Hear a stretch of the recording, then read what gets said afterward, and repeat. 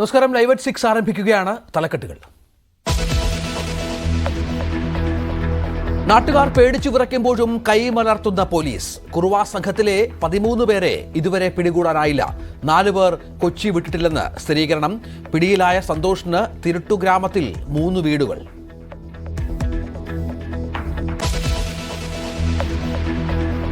പാവങ്ങളുടെ പെൻഷനിലും കൊള്ള. സാമൂഹ്യ സുരക്ഷാ പെൻഷൻ കൈപ്പറ്റുന്നത് 1458 സർക്കാർ ജീവനക്കാർ. അനധികൃത പെൻഷൻ കൂടുതലും ആരോഗ്യവകുപ്പിൽ. പട്ടിക പൂർണ്ണമായി വന്നാൽ ഞെട്ടുമെന്ന് ധനമന്ത്രി.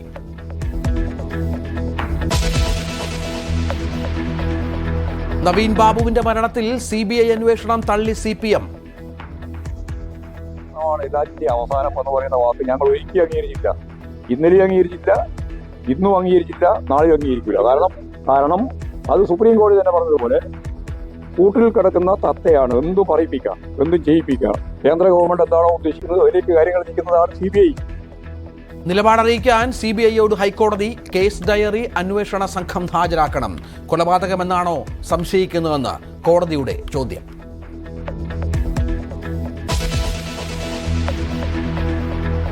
നഴ്സിംഗ് വിദ്യാർത്ഥി അമ്മുവിന്റെ മരണം പത്തനംതിട്ട DYSP അന്വേഷിക്കും. കേസിലെ 3 പ്രതികളെയും ജുഡീഷ്യൽ കസ്റ്റഡിയിൽ വിട്ട് കോടതി. മുഖ്യമന്ത്രിക്ക് നേരിട്ട് പരാതി നൽകി അമ്മുവിന്റെ മാതാപിതാക്കൾ.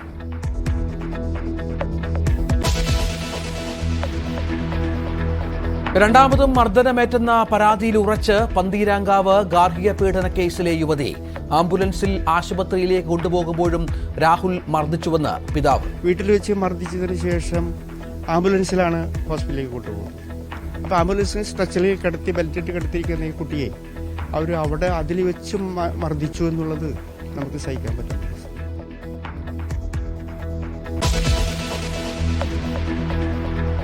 മുനമ്പം ജുഡീഷ്യൽ കമ്മീഷന്റെ പരിഗണനാ വിഷയങ്ങൾക്ക് മന്ത്രിസഭയുടെ അംഗീകാരം.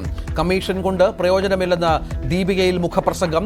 സഭയുടെ നിലപാടാണ് ദീപിക പറഞ്ഞതെന്ന് കത്തോലിക്ക കോൺഗ്രസ്. വഖഫ് ബിൽ ശീതകാല സമ്മേളനത്തിൽ പരിഗണിക്കേണ്ടെന്ന് JPC യോഗത്തിൽ ധാരണ.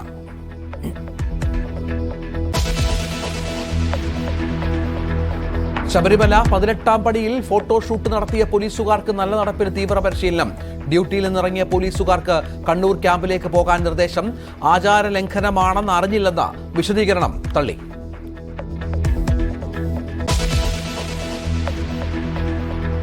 ആന എഴുന്നള്ളത്തിനെതിരെ വീണ്ടും നിലപാട് കടുപ്പിച്ച് ഹൈക്കോടതി. ആന എഴുന്നള്ളത്ത് അനിവാര്യമായ മതാചാരമല്ല. ദേവസ്വങ്ങളോട് പിടിവാശി ഉപേക്ഷിക്കണമെന്നും കോടതി.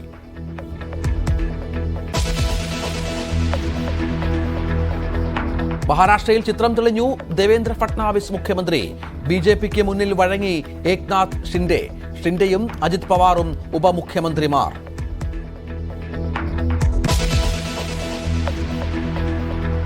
കൊച്ചിയിൽ വൻ ലഹരിവേട്ട. 24 കിലോ കഞ്ചാവും MDMAയുമായി കണ്ണൂർ സ്വദേശി പിടിയിൽ. ലഹരി വിൽപ്പന ഇടപ്പള്ളിയിലെ ജിംനേഷ്യത്തിന്റെ മറവിൽ.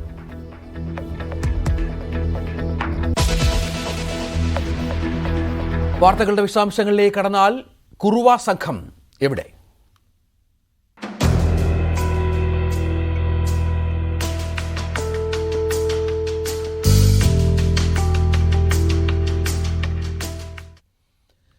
കേരളത്തിലെത്തിയ കുറുവാ സംഘത്തിലെ എല്ലാവരെയും പിടികൂടാൻ കഴിഞ്ഞിട്ടില്ലെന്ന് കേരള പോലീസ്. ഇനിയും 13 പേരെ കൂടി കണ്ടെത്താനുണ്ട്. ഇവരിൽ 4 പേർ തിരികെ പോയിട്ടില്ല. കൊച്ചിയിൽ ഉണ്ട്. പിടിയിലായ സന്തോഷിന് തമിഴ്നാട്ടിലെ തിരുട്ടു ഗ്രാമത്തിൽ 3 വീടുകളുണ്ടെന്നും കണ്ടെത്തി. ജനങ്ങളിൽ ഭീതി വിതച്ച മോഷണ സംഘത്തിനെ പൂർണ്ണമായും അമർച്ച ചെയ്യാൻ പോലീസിന് കഴിഞ്ഞിട്ടില്ല. കുറുവാ സംഘത്തിൽ പ്രധാനിയായ സന്തോഷിന്റെ അറസ്റ്റോടെ കൂട്ടത്തിലെ പലരും സ്ഥലം വിട്ടു. മരടിൽ നിന്ന് അറസ്റ്റ് ചെയ്ത സന്തോഷ് സെൽവത്തെ ചോദ്യം ചെയ്തതിൽ നിന്ന് ലഭിച്ച വിവരങ്ങളുടെ അടിസ്ഥാനത്തിൽ തമിഴ്നാട്ടിലും പരിശോധന നടത്തിയെങ്കിലും ഫലമുണ്ടായില്ല. കൊച്ചിയിലും ആലപ്പുഴയിലുമായി ഉണ്ടായിരുന്ന സംഘാംഗങ്ങൾ ആരും ഗ്രാമത്തിലേക്ക് മടങ്ങിയിട്ടില്ല. ഇവരെക്കുറിച്ചുള്ള പൂർണ്ണ വിവരങ്ങൾ ശേഖരിക്കാനും പോലീസിന് ഇതുവരെ ആയില്ല. ആലപ്പുഴയ്ക്ക് പുറമെ പറവൂരിൽ മോഷണത്തിന് ശ്രമിച്ചതും കുറുവാ സംഘം തന്നെയെന്ന് സ്ഥിരീകരിച്ചിട്ടുണ്ട്. 2 പേർ തുടർച്ചയായ ദിവസങ്ങളിൽ നിരീക്ഷണം നടത്തിയ ശേഷമാണ് പറവൂരിൽ വീടുകൾ കുത്തിത്തുറന്ന് മോഷ്ടിക്കാൻ ശ്രമിച്ചത്. സംഘത്തിലെ 13 പേരിൽ 4 പേർ ഇപ്പോഴും കൊച്ചി വിട്ടിട്ടില്ലെന്നാണ് പോലീസിന്റെ കണ്ടെത്തൽ. ഇവരെ കണ്ടെത്താനുള്ള ശ്രമങ്ങൾ ഊർജിതമായി തുടരുകയാണ്. കുറുവാ സംഘവുമായി ബന്ധപ്പെട്ട് ഇതുവരെയുള്ള റിപ്പോർട്ട് അന്വേഷണ സംഘം ഉന്നതാധികാരികൾക്ക് കൈമാറിയിട്ടുണ്ട്.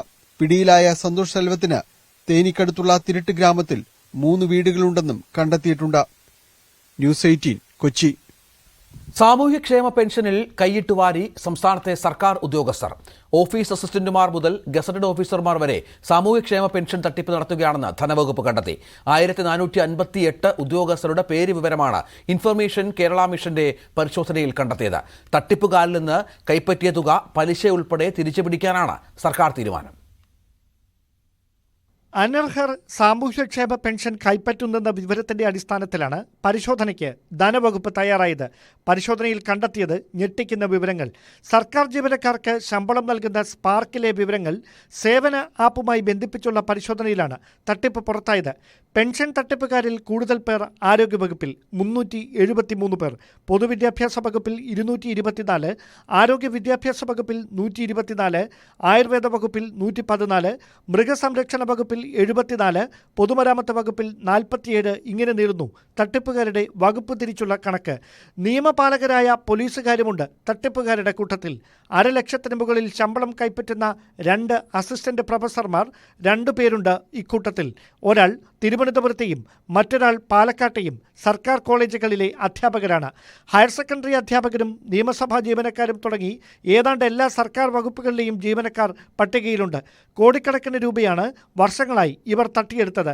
ഒരു നേരത്തെ ആഹാരത്തിന് വകയില്ലാത്ത സാധാരണക്കാർക്ക് വലിയ ആശ്വാസം നൽകുന്നതാണ് സംസ്ഥാന സർക്കാരിന്റെ സാമൂഹ്യക്ഷേമ പെൻഷൻ വിതരണം. കടുത്ത സാമ്പത്തിക പ്രതിസന്ധിയിലും പെൻഷൻ ഉറപ്പാക്കാൻ സർക്കാർ നടത്തുന്ന ശ്രമങ്ങളെ തുരങ്കം വെക്കുകയാണ് അതേ സർക്കാരിലെ ഉദ്യോഗസ്ഥർ. സാമൂഹ്യക്ഷേമ പെൻഷൻ മേടിക്കുക എന്ന് പറഞ്ഞാൽ ഏറ്റവും ബുദ്ധിമുട്ടുള്ള ആളുകൾക്ക് കിട്ടേണ്ടതാണ് സാമൂഹ്യക്ഷേമ പെൻഷൻ.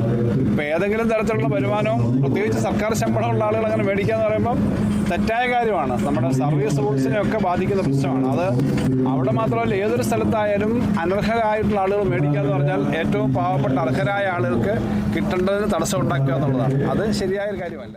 60 ലക്ഷം പേർക്കാണ് സംസ്ഥാനത്ത് സാമൂഹ്യക്ഷേമ പെൻഷൻ ലഭിക്കുന്നത്. 840 മുതൽ 900 കോടി രൂപ വരെയാണ് പ്രതിമാസ ചെലവ്. നേരത്തെ മരിച്ചവരുടെ പേരിലും പെൻഷൻ വാങ്ങുന്നത് സർക്കാർ കണ്ടെത്തിയിരുന്നു. 1 ലക്ഷത്തിന് മുകളിൽ വാർഷിക വരുമാനം ഉള്ളവരും സർക്കാർ ജീവനക്കാരും പെൻഷൻ വാങ്ങുന്നുണ്ടെങ്കിൽ ഒഴിവാകാൻ സർക്കാർ സാവകാശം നൽകിയിരുന്നു. Dan Kurian, news 18 Thiruvananthapuram. ADM ആയിരുന്ന നവീൻ ബാബുവിന്റെ മരണം അന്വേഷിക്കുന്നതിൽ നിലപാടറിയിക്കാൻ CBIയോട് ഹൈക്കോടതി. കേസ് ഡയറി ഹൈക്കോടതിയിൽ ഹാജരാക്കണം. അന്തിമ അന്വേഷണ റിപ്പോർട്ട് നൽകുന്നത് തടയണമെന്ന കുടുംബത്തിന്റെ ആവശ്യം ഹൈക്കോടതി അംഗീകരിച്ചില്ല. നവീൻ ബാബുവിന്റെ കുടുംബത്തിന്റെ ആവശ്യങ്ങൾ ഉടൻ അംഗീകരിക്കാത്തതാണ് ഇന്നത്തെ ഹൈക്കോടതി നടപടി. ഇത് ആത്മഹത്യ സംബന്ധിച്ച കേസല്ലേ എന്ന് ചോദിച്ച ഹൈക്കോടതി എന്തടിസ്ഥാനത്തിലാണ് കൊലപാതകമെന്ന് പറയുന്നതെന്നും ആരാഞ്ഞു. പ്രത്യേക അന്വേഷണ സംഘം പേരിന് മാത്രമാണ്. രാഷ്ട്രീയ അധികാരം ഉപയോഗിച്ച് പ്രതി തെളിവുകളും അന്വേഷണവും അട്ടിമറിച്ചെന്ന നവീൻ ബാബുവിന്റെ ഭാര്യ മഞ്ജുഷയുടെ അഭിഭാഷകൻ വാദിച്ചു. അന്തിമ റിപ്പോർട്ട് സമർപ്പിക്കുന്നതിൽ നിന്ന് പോലീസിനെ താൽക്കാലികമായി തടയണമെന്നും ആവശ്യപ്പെട്ടു. പക്ഷേ കോടതി അത് അംഗീകരിച്ചില്ല. പ്രത്യേക അന്വേഷണ സംഘം അന്വേഷണം പൂർത്തിയാക്കട്ടെ. SIT കുറ്റപത്രം നൽകിയാലും CBI അന്വേഷണത്തിന് ഉത്തരവിടാനാകുമെന്ന് ഹൈക്കോടതി വ്യക്തമാക്കി. കേസ് ഡിസംബർ 6 വീണ്ടും പരിഗണിക്കും. ന്യൂസ് 18 കൊച്ചി. നവീൻ ബാബുവിന്റെ മരണത്തിൽ CBI അന്വേഷണ ആവശ്യം തള്ളി CPM. നിലവിലെ അന്വേഷണം ശരിയായ രീതിയിലാണെന്ന് CPM സംസ്ഥാന സെക്രട്ടറി പറഞ്ഞു. നവീൻ ബാബുവിന്റെ കുടുംബത്തിനൊപ്പം തന്നെയാണ് പാർട്ടിയെന്നും MV ഗോവിന്ദൻ വ്യക്തമാക്കി. ADM നവീൻ ബാബുവിന്റെ മരണത്തിൽ CBI അന്വേഷണം വേണമെന്ന് പ്രതിപക്ഷ നേതാവ് VD സതീശൻ ആവശ്യപ്പെട്ടു. സർക്കാർ വേട്ടക്കാർക്കൊപ്പമാണ്. കേസിൽ ഗൗരവതരമായ വീഴ്ചയുണ്ടായി. കുടുംബം ഉന്നയിക്കുന്ന CBI ആവശ്യം സർക്കാർ സമ്മതിക്കണം. പാർട്ടി രഹസ്യം അറിയുന്ന ദിവ്യയെ CPM സംരക്ഷിക്കുകയാണെന്നും മരണത്തിൽ ദുരൂഹതയുണ്ടെന്നും VD സതീശൻ പറഞ്ഞു. CPM ആദ്യഘട്ടം മുതൽ കൊലയാളികൾക്കൊപ്പമായിരുന്നുവെന്ന് BJP സംസ്ഥാന അധ്യക്ഷൻ K സുരേന്ദ്രൻ. CBI അന്വേഷണത്തിന് അനുകൂലമായി ഹൈക്കോടതി എത്തുമെന്നാണ് പ്രതീക്ഷയെന്നും സുരേന്ദ്രൻ പ്രതികരിച്ചു. ദുരൂഹ സാഹചര്യത്തിൽ മരിച്ച നഴ്സിംഗ് വിദ്യാർത്ഥിനി അമ്മു സജീവന്റെ മാതാപിതാക്കൾ മുഖ്യമന്ത്രിയെ നേരിൽ കണ്ട് പരാതി നൽകി. അമ്മുവിന്റെ മരണവുമായി ബന്ധപ്പെട്ട് സമഗ്രമായ അന്വേഷണം നടത്തണമെന്നാണ് ആവശ്യം. അതേസമയം അന്വേഷണത്തിലൂടെ എല്ലാ കാര്യങ്ങളും പുറത്തു കൊണ്ടുവരുമെന്ന് മുഖ്യമന്ത്രി ഉറപ്പു നൽകിയതായി കൂടിക്കാഴ്ചയ്ക്ക് ശേഷം അമ്മുവിന്റെ മാതാപിതാക്കൾ പ്രതികരിച്ചു. പത്തനംതിട്ട ചുട്ടിപ്പാറ SME നഴ്സിംഗ് കോളേജിലെ അവസാന വർഷ വിദ്യാർത്ഥിനിയായ അമ്മു സജീവന്റെ ആത്മഹത്യയിൽ പോലീസ് അന്വേഷണം പുരോഗമിക്കുന്നതിനിടയിലാണ് മാതാപിതാക്കൾ മുഖ്യമന്ത്രിയെ നേരിൽ കണ്ട് പരാതി കൈമാറിയത്. കോളേജ് അധികൃതരുടെ ഭാഗത്തു നിന്നുണ്ടായ ഗുരുതരമായ അനാസ്ഥ സംബന്ധിച്ച വിശദമായ അന്വേഷണം നടത്തണമെന്ന് കുടുംബം മുഖ്യമന്ത്രിക്ക് നൽകിയ പരാതിയിൽ പരാമർശമുണ്ട്. മുഖ്യമന്ത്രിക്ക് പുറമെ ആരോഗ്യമന്ത്രി വീണ ജോർജുമായും അമ്മുവിന്റെ കുടുംബം കൂടിക്കാഴ്ച നടത്തി. മുഖ്യമന്ത്രിയിൽ നിന്നുൾപ്പെടെ നല്ല പ്രതികരണമാണ് ലഭിച്ചതെന്നും പോലീസ് അന്വേഷണത്തിൽ തൃപ്തരാണെന്നും കുടുംബം മാധ്യമങ്ങളോട് പ്രതികരിച്ചു. നല്ല പ്രതികരണമാണ്, അന്വേഷിക്കുമെന്ന് പറഞ്ഞു. വളരെ നല്ല രീതിയിലാണ് നമ്മളോട് കാര്യങ്ങളൊക്കെ ചോദിച്ച് മനസ്സിലാക്കിയത്. പിന്നെ CPASന്റെ ഡയറക്ടർ ഉണ്ടായിരുന്നു, ഈ സാറിനെയും കണ്ടു. സാറിനെ ബിന്ദു മാഡം വിളിച്ചു വരുത്തി നമ്മളോട് സംസാരിച്ചു. അവർ അന്വേഷിക്കാമെന്നാണ് പറഞ്ഞത്. എന്ത് വീഴ്ച ഉണ്ടെങ്കിലും പരിഹരിക്കാമെന്ന് പറഞ്ഞിട്ടുണ്ട്. മുഖ്യമന്ത്രി അതുപോലെ തന്നെയാണ്, വളരെ അനുഭവമായിട്ടാണ് സംസാരിച്ചത്, വളരെ കാര്യമായിട്ടാണ് സംസാരിച്ചത്. പോലീസ് അന്വേഷണത്തിന് ഞങ്ങൾ പരിപൂർണ്ണ തൃപ്തരാണ്. അമ്മു സജീവിന്റെ മരണവുമായി ബന്ധപ്പെട്ട് ആത്മഹത്യാ പ്രേരണ കുറ്റത്തിന് 3 സഹപാഠികളെയാണ് നേരത്തെ അറസ്റ്റ് ചെയ്തത്. ഇവർക്ക് പുറമെ നഴ്സിംഗ് കോളേജ് പ്രിൻസിപ്പൽ ഉൾപ്പെടെയുള്ളവർക്കെതിരെ കടുത്ത നടപടിയുണ്ടാകണമെന്നാണ് കുടുംബത്തിന്റെ ആവശ്യം.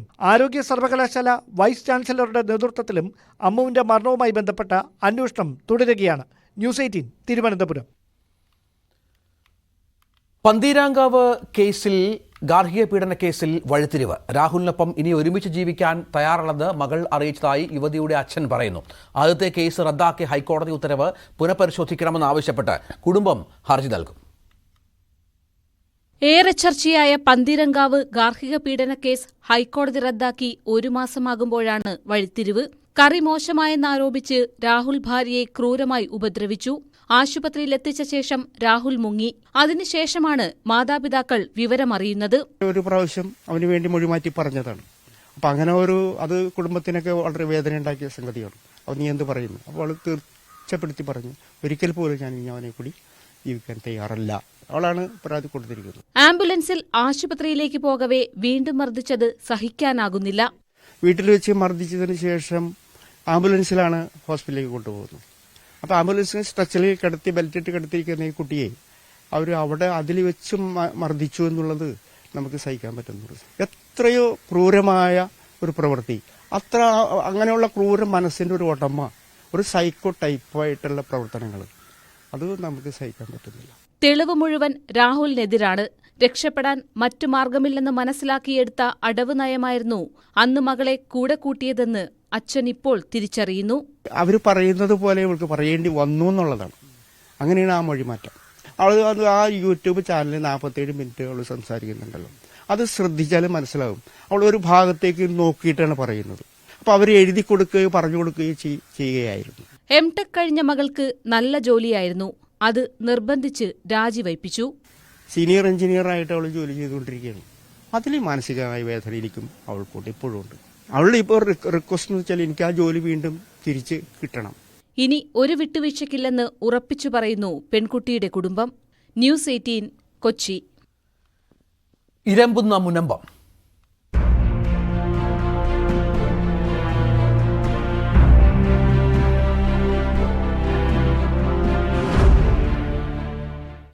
മുനമ്പം ഭൂമി പ്രശ്നത്തിൽ ജുഡീഷ്യൽ കമ്മീഷനെ നിയമിച്ചതിൽ സർക്കാരിനെ വിമർശിച്ച് ദീപിക മുഖപ്രസംഗം. സർക്കാർ എന്തൊക്കെയോ ചെയ്യുന്നുണ്ടെന്ന തോന്നലുണ്ടാക്കാനാണ് അന്വേഷണ കമ്മീഷനെന്നാണ് വിമർശനം. ആർക്കും വീണ്ടും നോട്ടീസ് അയക്കല്ലേ എന്ന് മുഖ്യമന്ത്രിക്ക് വഖഫ് ബോർഡിനോട് യാചിക്കേണ്ടി വന്നുവെന്നും ദീപിക കുറ്റപ്പെടുത്തുന്നു. ഇരയ്ക്കും വേട്ടക്കാർക്കും ഒപ്പം മുനമ്പം ഭൂമി പ്രശ്നത്തിൽ സർക്കാർ ജുഡീഷ്യൽ കമ്മീഷനെ നിയമിച്ചതിനെ ഇങ്ങനെയാണ് ദീപിക പത്രം വിശേഷിപ്പിക്കുന്നത്. ചില അന്വേഷണ കമ്മീഷനുകൾ ഒളിച്ചോട്ട രാഷ്ട്രീയത്തിന്റെ സൃഷ്ടിയാണെന്നതാണ് അനുഭവം. അന്വേഷണ കമ്മീഷൻ കൊണ്ട് ഓട്ടയടയ്ക്കാവുന്ന വിള്ളലല്ല വഖഫ് നിയമമെന്നാണ് തലക്കെട്ട്. വഖഫ് നിയമമാണ് വില്ലൻ. അതില്ലാതാക്കാതെ ജുഡീഷ്യൽ കമ്മീഷൻ കൊണ്ടൊന്നും രക്ഷയില്ലെന്നാണ് ദീപിക മുഖപ്രസംഗത്തിലൂടെ വ്യക്തമാക്കുന്നത്. ഇതിനകത്ത് ജുഡീഷ്യൽ കമ്മീഷന് വെച്ചതന്നെ ഇത് കൂടുതൽ കാലതാമസം ഉണ്ടാക്കാനുള്ള ഒരു വഴിയായിട്ടാണ് ഞങ്ങൾ കാണുന്നത്. ഇവിടെ ഏതെങ്കിലും ഒരു ജുഡീഷ്യൽ കമ്മീഷൻ കൃത്യസമയത്ത് നടക്കുന്നതായിട്ട് നമുക്ക് അറിവില്ല. സമയമെടുക്കും, അത് സ്വാഭാവികമാണ്. ആ സമയം കഴിഞ്ഞ് വരുമ്പോഴത്തേക്കും ഇവരുടെ പ്രശ്നങ്ങൾ എപ്പോൾ പരിഹരിക്കപ്പെടും? ബഹുമാനപ്പെട്ട മുഖ്യമന്ത്രിയും മന്ത്രിമാരും തീരുമാനിച്ചാൽ ഇത് വളരെ പെട്ടെന്ന് തീർക്കാവുന്ന ഒരു വിഷയമേ ഉള്ളൂ. ഇരയുടെ കൈവശാവകാശ രേഖയല്ല, വേട്ടക്കാരന്റെ കയ്യേറ്റ അവകാശ രേഖയാണ് കമ്മീഷൻ പരിശോധിക്കേണ്ടത്. വേട്ടക്കാരുടെ മതം നോക്കി നീതി തീരുമാനിക്കുന്ന സ്ഥിതിവിശേഷത്തെക്കുറിച്ച് അറിയാനാണ് ഇവിടെ അന്വേഷണ കമ്മീഷനെ വെക്കേണ്ടതെന്നാണ് ദീപികയുടെ പരിഹാസം. സീറോ മലബാർ കത്തോലിക്ക സഭയുടെ നേരിട്ടുള്ള നിയന്ത്രണത്തിലുള്ള പത്രമാണ് ദീപിക. ദീപികയിലെ വിമർശനമെന്നാൽ കത്തോലിക്ക സഭയുടെ അതൃപ്തി എന്നാണ് അർത്ഥം. ഫലത്തിൽ പിണറായി സർക്കാർ മുനമ്പത്തുണ്ടാക്കിയ സമവായത്തിന് സഭയുടെ പിന്തുണയില്ല എന്നതാണ് സ്ഥിതി. ന്യൂസ് 18 കൊച്ചി. മുൻപത്തെ ഭൂമി പ്രശ്നം പരിഹരിക്കുന്നതിനുള്ള ജുഡീഷ്യൽ കമ്മീഷന്റെ പരിഗണനാ വിഷയങ്ങൾക്ക് മന്ത്രിസഭയുടെ അംഗീകാരം. ഉന്നതതല യോഗം തീരുമാനിച്ച വിഷയങ്ങൾക്ക് മന്ത്രിസഭ അംഗീകാരം നൽകുകയായിരുന്നു. ഇത് സംബന്ധിച്ച വിജ്ഞാപനവും ഇന്നിറങ്ങും. കമ്മീഷനെ നിയമിച്ച തീരുമാനം മുഖ്യമന്ത്രി മന്ത്രിസഭാ യോഗത്തിൽ വിശദീകരിച്ചു. വഖഫ് ബിൽ പാർലമെന്റിന്റെ ഈ ശീതകാല സമ്മേളനത്തിൽ പരിഗണിക്കില്ല. ബിൽ അവതരണം നീട്ടാൻ JPC യോഗത്തിൽ ധാരണയായി. BJP തന്നെ യോഗത്തിൽ അവതരണം നീട്ടാൻ നിർദ്ദേശം നൽകി. ബിൽ ചർച്ച ചെയ്യുന്ന JPC കാലാവധി ബജറ്റ് സമ്മേളനം വരെ നീട്ടാനും തീരുമാനമായി. ശബരിമല 18ാം പടിയിൽ നിന്ന് ഫോട്ടോ എടുത്ത പോലീസുകാർക്കെതിരെ നടപടി. SAP ക്യാമ്പിലെ 23 പോലീസുകാരാണ് ഫോട്ടോ എടുത്തത്. ഇവരെ തീവ്ര പരിശീലനത്തിനയക്കും. കണ്ണൂർ ക്യാമ്പിലാണ് പരിശീലനം. ആചാരലംഘനമാണെന്നോ ഇത്തരത്തിൽ ഫോട്ടോ എടുക്കരുതെന്ന് അറിയില്ലായിരുന്നുവെന്നും പോലീസുകാർ വിശദീകരണം നൽകിയിരുന്നു. എന്നാൽ വിശദീകരണം തള്ളിയാണ് ADGP S. ശ്രീജിത്ത് നടപടിക്ക് നിർദ്ദേശം നൽകിയത്. വിഷയത്തിൽ ഹൈക്കോടതി ഏകോപന ചുമതലയുള്ള ADGPയോട് വിശദീകരണം ചോദിച്ചിരുന്നു. ദേവസ്വം ബോർഡും ഫോട്ടോഷൂട്ടിൽ അതൃപ്തി അറിയിച്ചിരുന്നു. ആന എഴുന്നള്ളത്തിനെതിരെ വീണ്ടും നിലപാട് കടുപ്പിച്ച് ഹൈക്കോടതി. ഉത്സവങ്ങൾക്കുള്ള ആന എഴുന്നള്ളിപ്പ് അനിവാര്യമായ മതാചാരമല്ലെന്നും ദേവസ്വങ്ങൾ പിടിവാശി ഉപേക്ഷിക്കണമെന്നും ഹൈക്കോടതി ഡിവിഷൻ ബെഞ്ച് വ്യക്തമാക്കി. നാട്ടികയിൽ 5 പേരുടെ മരണത്തിനിടയാക്കിയ അപകടത്തിന് കാരണം മദ്യലഹരിയിൽ മയങ്ങിപ്പോയതെന്ന് ക്ലീനറുടെ മൊഴി. യാത്രക്കിടയിൽ തുടർച്ചയായി മദ്യപിച്ചുവെന്നും അലക്സ് പോലീസിനോട് പറഞ്ഞു. അപകടത്തിൽ പരിക്കേറ്റ 3 പേരുടെ നില ഗുരുതരമായി തുടരുകയാണ്. കഴിഞ്ഞ ദിവസം പുലർച്ചെ നാട്ടികയിൽ 5 പേരുടെ ജീവനെടുത്ത അപകടം മദ്യലഹരിയിൽ വരുത്തിയ ദുരന്തമെന്നാണ് പോലീസിന്റെ റിമാൻഡ് റിപ്പോർട്ട്. ലോറി ജീവനക്കാരായ ജോസും അലക്സും മാഹിയിൽ നിന്ന് മദ്യം വാങ്ങി യാത്രയിലുടനീളം മദ്യപിച്ചു. അപകട സമയം ഡ്രൈവർ ജോസ് ഉറക്കമായിരുന്നു. വാഹനമോടിച്ച ക്ലീനർ മദ്യലഹരിയിൽ മയങ്ങിയതാണ് വലിയ ദുരന്തത്തിന് വഴിവെച്ചത്. ഇരുവരും റിമാൻഡിലാണ്. മനഃപൂർവ്വമായ നരഹത്യയാണ് ചുമത്തിയിട്ടുള്ളത്. നാട്ടികയിൽ ചെറിയ ജോലികൾ ചെയ്ത് ജീവിച്ചിരുന്ന നാടോടി സംഘമാണ് ദേശീയപാത നിർമ്മാണം നടക്കുന്നയിടത്ത് കിടന്നുറങ്ങിയത്. ഇവർക്ക് മേലാണ് തടി കയറ്റി വന്ന ലോറി പാഞ്ഞുകയറിയത്. പരിക്കേറ്റ ദേവർധനൻ, ചിത്ര, വിജയ്, ശിവാനി, ജാൻസി എന്നിവർ തൃശൂർ മെഡിക്കൽ കോളേജ് ആശുപത്രിയിൽ ചികിത്സയിലാണ്. ഇതിൽ ജാൻസിയുടെ നില അതീവ ഗുരുതരമാണ്. അപകടത്തിന്റെ പശ്ചാത്തലത്തിൽ റോഡരികിൽ താമസിക്കുന്ന നാടോടി കുടുംബങ്ങളെ പോലീസ് ഒഴിപ്പിച്ചു. ന്യൂസ് 18 തൃശൂർ. നാട്ടിക അപകടത്തിൽ മനുഷ്യാവകാശ കമ്മീഷൻ സ്വമേധയാ കേസെടുത്തു. സംഭവത്തിൽ വിശദാന്വേഷണത്തിന് ശേഷം തൃശൂർ ജില്ലാ പോലീസ് മേധാവി 15 ദിവസത്തിനകം റിപ്പോർട്ട് സമർപ്പിക്കണമെന്ന് കമ്മീഷൻ ആവശ്യപ്പെട്ടു. റൂറൽ SP-ക്കാണ് കമ്മീഷൻ അംഗം VK ബീനാകുമാരി നിർദ്ദേശം നൽകിയത്. സീപ്ലെയിൻ വരണം.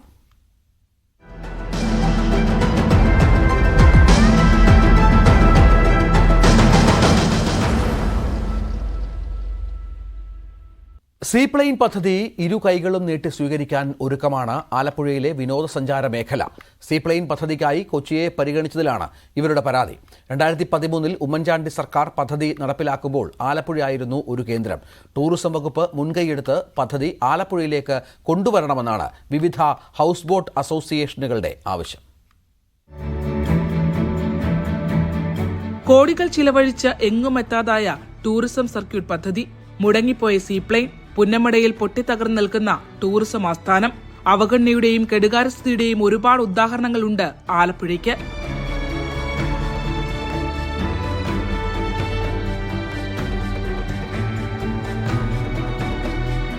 ടൂറിസം വകുപ്പിന്റെ കണക്ക് പ്രകാരം 31,403 വിദേശ വിനോദസഞ്ചാരികളാണ് കഴിഞ്ഞ വർഷം ജില്ലയിലെത്തിയത്. ആഭ്യന്തര ടൂറിസ്റ്റുകളാകട്ടെ 7,44,352 പേർ. അതുകൊണ്ട് തന്നെയാണ് ആലപ്പുഴയുടെ സാധ്യതകൾ മനസ്സിലാക്കി ഉമ്മൻചാണ്ടി സർക്കാർ സീപ്ലെയിൻ പദ്ധതിക്കായി ഉദ്ഘാടന പറക്കലിന് ജില്ലയെ തെരഞ്ഞെടുത്തത്. അന്ന് പ്രതിഷേധമുയർത്തിയ ഇടതുപക്ഷം ഇന്ന് ആഘോഷമാക്കി പദ്ധതി നടപ്പാക്കുമ്പോൾ ആലപ്പുഴയെ പരിഗണിക്കുന്ന കാര്യത്തെക്കുറിച്ച് മൗനം പാലിക്കുകയാണ്. എന്നും തഴയാൻ വിധിക്കപ്പെട്ട ഒരു ജില്ല എല്ലാ തരത്തിലും, അതിനോടൊപ്പം തന്നെ ടൂറിസം മേഖലയും തഴഞ്ഞു പോവുകയാണ്. വഞ്ചനാപരമാണ് സർക്കാരിന്റെ നിലപാടെന്നാണ് ആക്ഷേപം. പദ്ധതി നടപ്പാക്കുകയാണെങ്കിൽ ഉദ്ഘാടനം മാത്രമായി ചുരുക്കാതെ ഗുണകരമാകുന്ന രീതിയിൽ തുടർന്നും മുന്നോട്ടു പോകണമെന്നാണ് പരാജയപ്പെട്ട മെഗാ ടൂറിസം സർക്യൂട്ട് പദ്ധതിയെ ഉൾപ്പെടെ ചൂണ്ടിക്കാട്ടി ഈ മേഖലയിലുള്ളവർ പറയുന്നത്. എൻ്റെ ഈ പിന്നിൽ കാണുന്ന ഈ പൊളിച്ച ഭാഗമാണ്, ഈ പാലത്തിന് താഴെയോട്ടുള്ളത് ഒരു ടൂറിസം സർക്യൂട്ടിന്റെ ഭാഗമായിട്ട് പണി കഴിപ്പിച്ച ഒരു അമ്യൂണിറ്റി സെന്ററാണ്. സർക്കാർ ആത്മാർത്ഥമായി വിചാരിച്ചാൽ എതിർപ്പുമായി മുന്നിട്ടിറങ്ങിയ മുന്നണിയിലെ തന്നെ കക്ഷിയായ CPI കാര്യങ്ങൾ ബോധ്യപ്പെടുത്താനാകുമെന്നാണ് എല്ലാവരുടെയും പ്രതീക്ഷ. അങ്ങനെയല്ല, കൊച്ചി എയർപോർട്ടിൽ നിന്ന് മാട്ടുപ്പെട്ടി ഡാമിലേക്ക് മാത്രം സർവീസ് നടത്താനാണ് സീപ്ലെയിനെങ്കിൽ CPI ജില്ലാ സെക്രട്ടറി TJ ആഞ്ചലോസ് മുഖപത്രത്തിൽ എഴുതിയതുപോലെ സാമ്പത്തികമായി വിജയം കണ്ടെത്താനാകാതെ സമരം ചെയ്ത് തോൽപ്പിച്ച കേരളത്തിലെ മുൻ പദ്ധതികളിൽ ഒന്നുപോലെ സീപ്ലെയിന്റെ രണ്ടാം വരവിനെയും ചരിത്രത്തിൽ നമുക്ക് അടയാളപ്പെടുത്താം. ശരണ്യ സ്നേഹജൻ, ന്യൂസ് 18, ആലപ്പുഴ. മഹാരാഷ്ട്രയിൽ ഒടുവിൽ ദേവേന്ദ്ര ഫട്നാവിസ് മുഖ്യമന്ത്രിയാകും. മുഖ്യമന്ത്രി തർക്കത്തിൽ BJP നേതൃത്വത്തിന് മുന്നിൽ ഏക്നാഥ് ഷിൻഡെ വഴങ്ങിയതോടെയാണ് തീരുമാനം. അജിത് പവാറും ഏക്നാഥ് ഷിൻഡെയും ഉപമുഖ്യമന്ത്രിമാരാകും. ഒരിടവേളയ്ക്ക് ശേഷം മഹാരാഷ്ട്രയിൽ BJP നേതാവ് മുഖ്യമന്ത്രി പദത്തിലേക്ക്. ശിവസേനയെ പിളർത്തി ഏക്നാഥ് ഷിൻഡെയെ മുഖ്യമന്ത്രിയാക്കിയായിരുന്നു കഴിഞ്ഞ 2.5 വർഷം ഭരിച്ചതെങ്കിൽ ഇത്തവണ അതല്ല BJP നയം. ബീഹാർ മാതൃക മഹാരാഷ്ട്രയിൽ നടപ്പാവില്ലെന്ന BJP നിലപാട് മുഖ്യമന്ത്രി സ്ഥാനത്തിൽ വിട്ടുവീഴ്ചയില്ലെന്നതിന്റെ കൃത്യമായ സന്ദേശമായിരുന്നു. ബീഹാറിൽ സാഹചര്യം വ്യത്യസ്തമെന്നതും നിതീഷ് കുമാറിനെ മുഖ്യമന്ത്രിയാക്കുമെന്നത് തെരഞ്ഞെടുപ്പിന് മുൻപുള്ള ധാരണയാണെന്നും ശിവസേന നേതാക്കൾക്ക് മറുപടിയായി BJP പ്രതികരിച്ചു. ഒറ്റയ്ക്ക് കേവല ഭൂരിപക്ഷത്തിന് BJPക്ക് 13 സീറ്റുകളുടെ കുറവ് മാത്രമാണുള്ളത്. 41 MLA-മാരുള്ള അജിത് പവാറിന്റെ പിന്തുണ നിലപാട് ഘടിപ്പിക്കാൻ BJPക്ക് എളുപ്പമായി. മുഖ്യമന്ത്രി സ്ഥാനം ലഭിക്കില്ലെന്ന് ഉറപ്പായതോടെ ഷിൻഡെ ഒടുവിൽ വഴങ്ങി. BJP എന്ത് തീരുമാനിക്കുന്നു അതിനൊപ്പം ഉണ്ടാകുമെന്നും ഏകനാഥ് ഷിൻഡെ. केंद्र सरकार राज्य सरकार मिलकर बहुत आगे बढ़ेंगे और निश्चित रूप से इस महायुति की सरकार स्थापित होगी. और इसीलिए जो मैंने आप लोगों को कहा कि लगा कि क्या हुआ मैं तो कल आदरणीय प्रधानमंत्री जी से भी बात की, उनको भी कहा सरकार बनाने में हमारी तरफ से कोई अड़चन नहीं है. എന്നാൽ മുന്നോട്ട് വെച്ച ആവശ്യങ്ങളിൽ നിന്ന് ഷിൻഡെ പിന്നോട്ടില്ലെന്നാണ് വിവരം. മഹായുതി സഖ്യത്തിന്റെ കൺവീനർ സ്ഥാനം തുടങ്ങി മകൻ ശ്രീകാന്ത് ഷിൻഡെയ്ക്ക് അർഹമായ പരിഗണന നൽകണമെന്നതും BJPക്ക് മുന്നിലുണ്ട്. നിലവിൽ കല്യാണിൽ നിന്നുള്ള MP-യാണ് ശ്രീകാന്ത് ഷിൻഡെ. കഴിഞ്ഞ നിയമസഭാ കാലയളവിൽ നിരവധി രാഷ്ട്രീയ നാടകങ്ങൾക്ക് വേദിയായ മറാഠ മണ്ണിൽ ഇനി എന്തൊക്കെ സംഭവിക്കുമെന്ന് കാത്തിരുന്നു കാണാം. National desk, news 18. അദാനി വിവാദത്തിൽ ഇന്നും പാർലമെന്റ് പ്രക്ഷുബ്ധമായി. പ്രതിപക്ഷ ബഹളത്തെ തുടർന്ന് രാജ്യസഭയും ലോക്സഭയും ഇന്നത്തേക്ക് പിരിഞ്ഞു. അദാനിയെ അറസ്റ്റ് ചെയ്യണമെന്ന് രാഹുൽ ഗാന്ധി ആവശ്യപ്പെട്ടു. ഇതിനിടെ ഗൗതം അദാനി ഉൾപ്പെടെയുള്ളവർക്കെതിരെ കൈക്കൂലി കുറ്റം ചുമത്തിയിട്ടില്ലെന്ന വിശദീകരണവുമായി അദാനി ഗ്രൂപ്പ് രംഗത്ത് വന്നു. അദാനി വിവാദം, സമ്പൽ സംഘർഷം, മണിപ്പൂർ കലാപം തുടങ്ങിയ വിഷയങ്ങൾ സഭാ നടപടികൾ നിർത്തിവെച്ച് ചർച്ച ചെയ്യണമെന്നാവശ്യപ്പെട്ടാണ് പ്രതിപക്ഷം നോട്ടീസ് നൽകിയിരുന്നത്. എന്നാൽ പ്രതിപക്ഷ പ്രതിഷേധം അദാനിയെ കേന്ദ്രീകരിച്ചായിരുന്നു. ലോക്സഭ സമ്മേളിച്ച ഉടനെ ചർച്ച ആവശ്യപ്പെട്ട് പ്രതിപക്ഷം മുദ്രാവാക്യം മുഴക്കി. ചോദ്യോത്തരവേളയ്ക്ക് ശേഷം പരിഗണിക്കാമെന്ന് സ്പീക്കർ പറഞ്ഞെങ്കിലും നിലപാടിൽ നിന്ന് പിന്നോട്ട് പോകാൻ പ്രതിപക്ഷം തയ്യാറായില്ല.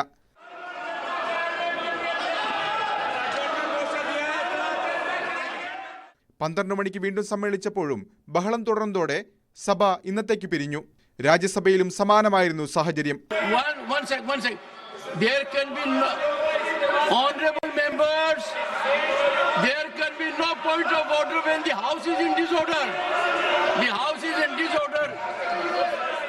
ചെറിയ കുറ്റത്തിന് 100 കണക്കിന് ആളുകളെ ജയിലിലടയ്ക്കുമ്പോൾ കൈക്കൂലിക്കുറ്റം ചുമത്തപ്പെട്ട അദാനിയെ മോദി സർക്കാർ സംരക്ഷിക്കുകയാണെന്ന് രാഹുൽ ഗാന്ധി തുറന്നടിച്ചു. അദാനിയെ ജയിലിലടക്കണമെന്നും രാഹുൽ മാധ്യമങ്ങളോട് പ്രതികരിച്ചു. The point is he has to be arrested, as we have said. Hundreds of people are being arrested on tiny charges. The gentleman has been indicted in the United States for thousands of crores. He should be in jail and the government is protecting him. അതിനിടെ ആരോപണങ്ങൾ തള്ളി Adani group രംഗത്ത് വന്നു. Gautam Adani, Sagar Adani, senior director Vineeth Jain എന്നിവർക്കെതിരെ കൈക്കൂലി case എന്ന ആരോപണം അടിസ്ഥാനരഹിതമെന്നാണ് കമ്പനിയുടെ വിശദീകരണം. National desk, news 18. US-ലെ കേസോടെ വെല്ലുവിളി നേരിടുകയാണ് അദാനി ഗ്രൂപ്പ്. ദേശീയതലത്തിലും അന്തർദേശീയ തലത്തിലും അദാനി ഗ്രൂപ്പിന്റെ പല കരാറുകളും പുനഃപരിശോധിക്കപ്പെടുകയാണ്. വിഴിഞ്ഞ മുതൽ ആഫ്രിക്കയിലെ ടാൻസാനിയ വരെ ഇന്ത്യക്കകത്തും പുറത്തുമായുള്ള അദാനിയുടെ ബിസിനസ് സാമ്രാജ്യത്തെ ഇങ്ങനെ ചുരുക്കി വിശേഷിപ്പിക്കാം. ഹിൻഡൻബർഗ് റിപ്പോർട്ടും കൽക്കരി അഴിമതിയുമാണ് കഴിഞ്ഞ 2 വർഷങ്ങളിൽ അദാനിയെ വെട്ടിലാക്കിയതെങ്കിൽ ഇക്കുറി US-ലെ അറസ്റ്റ് വാറന്റും കേസുമാണ് പുതിയ വെല്ലുവിളി. വിവാദത്തോടെ കരാറിൽ നിന്ന് കെനിയയാണ് ആദ്യം പിന്മാറിയതെങ്കിൽ ഫ്രാൻസും ശ്രീലങ്കയും കരാറിൽ കൂടുതൽ പരിശോധന നടത്തുമെന്ന നിലപാടിലാണ്. ആരോപണങ്ങൾ തെറ്റെന്ന് തെളിയും വരെ അദാനി ഗ്രൂപ്പിൽ നിക്ഷേപം നടത്തില്ലെന്ന് ഫ്രഞ്ച് കമ്പനിയായ ടോട്ടൽ എനർജീസ് വ്യക്തമാക്കി കഴിഞ്ഞു. അദാനി ഗ്രീൻ എനർജി ലിമിറ്റഡിൽ 20% ഓഹരിയുണ്ട് ടോട്ടൽ എനർജീസിന്. ശ്രീലങ്കൻ തലസ്ഥാനമായ കൊളംബോയിൽ അദാനി ഗ്രൂപ്പ് മുഖ്യ പങ്കാളിയായ തുറമുഖ ടെർമിനൽ പദ്ധതിക്ക് 4600 കോടി രൂപയുടെ വായ്പ വാഗ്ദാനം ചെയ്തത് US ഇന്റർനാഷണൽ ഫിനാൻസ് ഡെവലപ്മെന്റ് കോർപ്പറേഷനായിരുന്നു. എന്നാൽ ആരോപണമുയർന്നതോടെ കൂടുതൽ ജാഗ്രതയിലാണ് കോർപ്പറേഷൻ. ഇതുവരെ ഫണ്ട് കൈമാറിയിട്ടില്ലെന്ന് DFC ഉദ്യോഗസ്ഥർ പ്രതികരിച്ചു. അദാനി ഗ്രൂപ്പ് ഭാഗമായ കാറ്റാടി വൈദ്യുതി പദ്ധതിയിലും ശ്രീലങ്കയ്ക്ക് പുനരാലോചനയുണ്ട്. അദാനി പവറിന്റെ ഗോഡ കൽക്കരി പ്ലാന്റ് ഉൾപ്പെടെ കഴിഞ്ഞ സർക്കാരിന്റെ കാലത്ത് ഒപ്പുവെച്ച കരാറുകൾ അന്വേഷിക്കാൻ ബംഗ്ലാദേശിലെ ഇടക്കാല സർക്കാർ സമിതിയെ നിയോഗിച്ചു. രാജ്യത്തിന് പുറത്ത് മാത്രമല്ല അകത്തുമുണ്ട് വെല്ലുവിളികൾ. അദാനിക്കെതിരായ ആരോപണം ജഗൻമോഹൻ റെഡ്ഡിക്കെതിരെ ആയുധമാക്കുകയാണ് സംസ്ഥാനം ഭരിക്കുന്ന ചന്ദ്രബാബു നായിഡു. അദാനിയുമായി ജഗൻ സർക്കാർ ഒപ്പുവെച്ച കരാറുകൾ നായിഡു സർക്കാർ പുനഃപരിശോധിച്ചു വരികയാണ്. ആരോപണങ്ങൾ സംസ്ഥാനത്തിന്റെ ബ്രാൻഡ് ഇമേജിനെ ബാധിച്ചതായും നായിഡു ആരോപിക്കുന്നു. കേന്ദ്ര സർക്കാർ അദാനിക്ക് സംരക്ഷണം ഒരുക്കുന്നുവെന്ന് ഇന്ത്യ സഖ്യം ആവർത്തിക്കുന്നതിനിടെയാണ് NDAയിലെ രണ്ടാമത്തെ വലിയ കക്ഷി അദാനി കൂടി ഉൾപ്പെട്ട വിവാദം ആയുധമാക്കുന്നതെന്നും ശ്രദ്ധേയം. ഇതിനിടയിൽ അദാനിക്കുള്ള ഏക പിടിവള്ളി അമേരിക്കയിൽ ട്രംപ് അധികാരത്തിൽ വന്നതാണ്. പക്ഷെ കോടതിയിലിരിക്കുന്ന കേസായതിനാൽ ഇടപെടൽ എളുപ്പമായേക്കില്ല. National desk, news 18. നയൻതാരയ്ക്കെതിരെ പകർപ്പവകാശ ലംഘന കേസുമായി ബന്ധപ്പെട്ട് ധനുഷ് മദ്രാസ് ഹൈക്കോടതിയിൽ നൽകിയ ഹർജി ഫയലിൽ സ്വീകരിച്ചു. നയൻതാര വിഘ്നേഷ് ശിവ വിവാഹവുമായി ബന്ധപ്പെട്ട നെറ്റ്ഫ്ലിക്സ് ഡോക്യുമെന്ററിയിൽ ധനുഷ് നിർമ്മാതാവായ നാനും റൌഡിതാൻ എന്ന ചിത്രത്തിലെ പിന്നണി രംഗങ്ങൾ അനുവാദമില്ലാതെ ഉപയോഗിച്ചുവെന്നാണ് ആരോപണം. നേരത്തെ ട്രെയിലറിൽ 3 സെക്കൻഡ് ദൈർഘ്യമുള്ള ദൃശ്യങ്ങൾ ഉപയോഗിച്ചതിന് 10 കോടി രൂപ നഷ്ടപരിഹാരം ആവശ്യപ്പെട്ട ധനുഷ് നയൻതാരയ്ക്ക് വക്കീൽ നോട്ടീസ് അയച്ചിരുന്നു. ഇതിനെതിരെ വിമർശനം ഉന്നയിച്ച് നയൻതാര ഇൻസ്റ്റാഗ്രാം പോസ്റ്റ് ഇട്ടതോടെയാണ് സംഭവം വാർത്തയാകുന്നത്. നവംബർ 18-ന് പുറത്തിറങ്ങിയ ഡോക്യുമെന്ററിയിൽ കൂടുതൽ പിന്നണി രംഗങ്ങൾ ഉൾപ്പെടുത്തിയിരുന്നു. പിന്നാലെയാണ് ധനുഷ് സിവിൽ കേസുമായി കോടതിയെ സമീപിച്ചത്. ഫെംഗൽ ചുഴലിക്കാറ്റ് മുന്നറിയിപ്പിന്റെ പശ്ചാത്തലത്തിൽ അതീവ ജാഗ്രതയിൽ തമിഴ്നാടും പുതുച്ചേരിയും. അതിതീവ്ര ന്യൂനമർദ്ദം ഇന്ന് ചുഴലിക്കാറ്റായി മാറുമെന്നാണ് മുന്നറിയിപ്പ്. തീരദേശ ജില്ലകളിൽ അതിശക്തമായ മഴ തുടരുകയാണ്. പ്രളയ സാധ്യത മുന്നറിയിപ്പ് നൽകിയ പശ്ചാത്തലത്തിൽ ദുരന്ത നിവാരണ സേന അടക്കം സജ്ജമാണ്. 15 ജില്ലകളിൽ അതിശക്തമായ മഴ പെയ്യുമെന്നാണ് മുന്നറിയിപ്പ്. നാഗപട്ടണം, രാമനാഥപുരം അടക്കമുള്ള സ്ഥലങ്ങളിൽ അതിശക്തമായ മഴ തുടരുകയാണ്. ശക്തമായ കടൽക്ഷോഭത്തിൽ രാമേശ്വരം, സൈറാൻ കോട്ടൈ തീരദേശ റോഡ് തകർന്നു. തഞ്ചാവൂർ ജില്ലയിൽ വ്യാപക കൃഷിനാശമുണ്ടായി.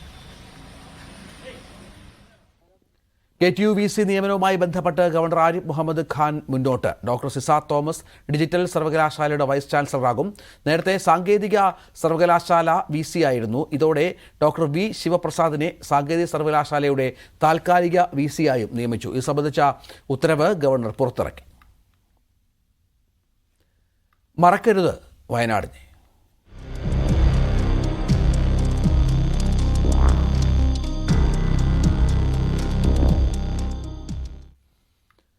മുണ്ടക്കൈ ചൂരൽമല ദുരന്തത്തെ വയനാട് ദുരന്തമെന്ന് പറയുന്നത് വിനോദസഞ്ചാര മേഖലയെ ഒന്നാകെ ബാധിക്കുന്നുവെന്ന ആക്ഷേപം. വയനാട്ടിലെ സാഹസിക ടൂറിസത്തിന്റെ പ്രധാന മേഖലയായ 900 കണ്ടിയിലേക്ക് സഞ്ചാരികൾ കുത്തനെ കുറഞ്ഞു. മേഖലയിലെ വിനോദസഞ്ചാരത്തെ ആശ്രയിച്ച് ജീവിക്കുന്ന ഓഫ് റോഡ് ജീപ്പ് ഡ്രൈവർമാർ വലിയ പ്രതിസന്ധിയാണ് നേരിടുന്നത്.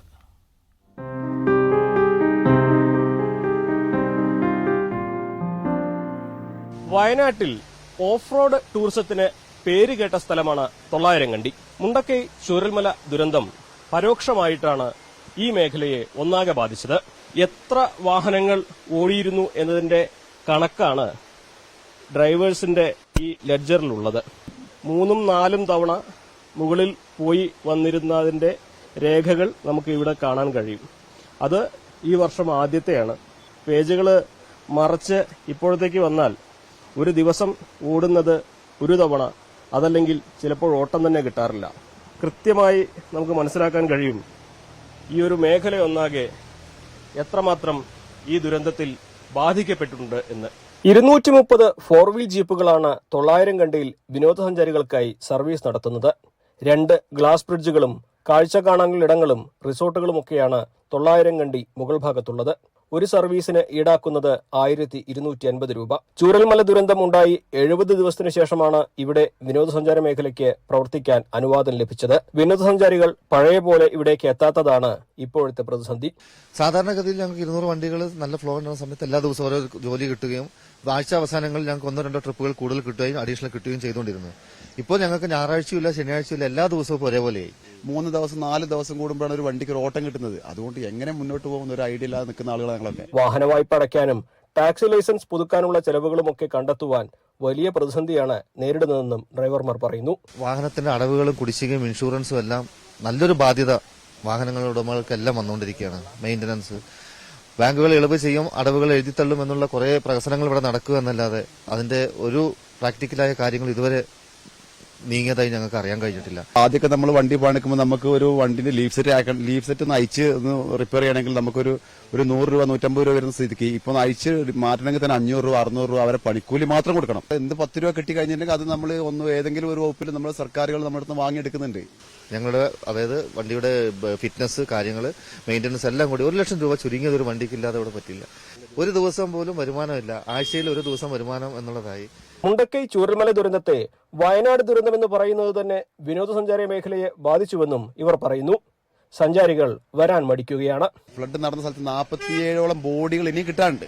അപ്പൊ അവർക്ക് വേണ്ടി മരണ സർട്ടിഫിക്കറ്റ് കാര്യം കൊടുത്തു കഴിഞ്ഞിട്ട് പിന്നെ ബാരിക്കേഡും കാര്യങ്ങളൊക്കെ ഒന്ന് ഓപ്പൺ ആയി കഴിഞ്ഞാൽ തന്നെ നമുക്ക് ആളുകളും കാര്യങ്ങളൊക്കെ വരും. മുണ്ടക്കൈ ചൂരൽമല മേഖലയുടെ പുനർനിർമ്മാണത്തിന് സംസ്ഥാന കേന്ദ്ര സർക്കാരുകൾ ഒരുപോലെ കൈകോർക്കണമെന്നും വിനോദസഞ്ചാര മേഖലയ്ക്ക് പ്രത്യേക പരിഗണന നൽകണമെന്നും ഇവർ ആവശ്യപ്പെടുന്നു. വയനാടിന്റെ വരുമാനത്തിൽ വിനോദസഞ്ചാര മേഖലയ്ക്കുള്ള പ്രാധാന്യം പരിഗണിക്കുമ്പോൾ 900 കണ്ണി ഡ്രൈവർമാർക്ക് പറയാനുള്ളത് തന്നെയാകും വയനാട്ടിലെ ഈ മേഖലയിലുള്ളവർക്ക് എല്ലാം പറയാനുണ്ടാവുക. അഖിലോട്ടുപാറയ്ക്കൊപ്പം CB അനുമോദ്, ന്യൂസ് 18. ശരണപാതയിൽ തീർത്ഥാടക പ്രവാഹം. ശബരീശ ദർശനം നിങ്ങൾക്കായി സമർപ്പിക്കുന്നത് മിൽമ ഗീ. വ്രതശുദ്ധിയുടെയും നന്മയുടെയും നാളുകൾ പരിശുദ്ധമാക്കാം മിൽമയ്ക്കൊപ്പം. ശബരിമലയിൽ ദീപാരാധന നടക്കുകയാണ് തത്സമയം.